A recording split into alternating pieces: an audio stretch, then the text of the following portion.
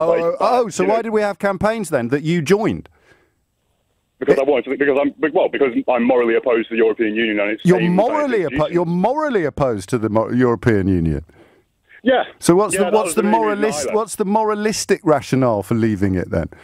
Well, basically, I don't agree. Well, so essentially, I believe in free trade, and that's not morals, mate. Basically and essentially sound like words people speak when they're struggling to come up with anything substantive. What's the moral objection to the European Union? Well, hold on a minute. Here we go. Hold on a minute. Just answer the question. Just listen to my opinion. No, I'm not listening to your opinion. I'm listening to your moral justification for opposing European Union membership. Why is it immoral?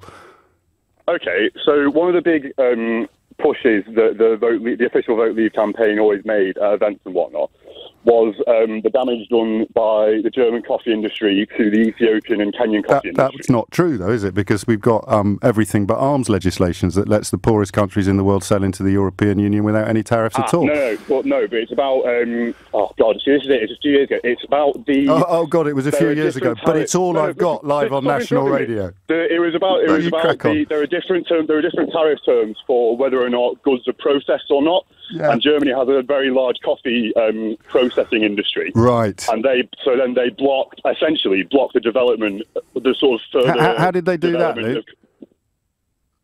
Well, no, by the trade deals they imposed on. How did they block the development of coffee processing plants in Kenya? Because if you say to an industry, if you develop your industry further to make yourselves have a better product, you won't be able to sell that product. When did they do that? What, do you want a specific date? Yes. What are you talking of course about? I do. I want evidence. I want evidence to back up what you're saying, Luke. It's weird. I'm funny like that. You can't just come on the radio and say stuff. You can look it up for yourself. Oh, can look up evidence of Germany telling Kenya not to open any coffee processing plants. Yeah. Okay, mate.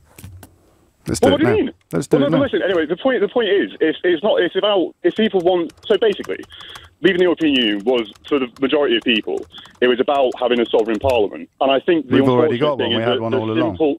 What should I? Where do I look it up? You are right. Where do I look it up? Right in the fact that a lot of the time when British governments brought in legislation that you would be unpopular. Where do I look it up, Luke? The EU. Where do I look it up?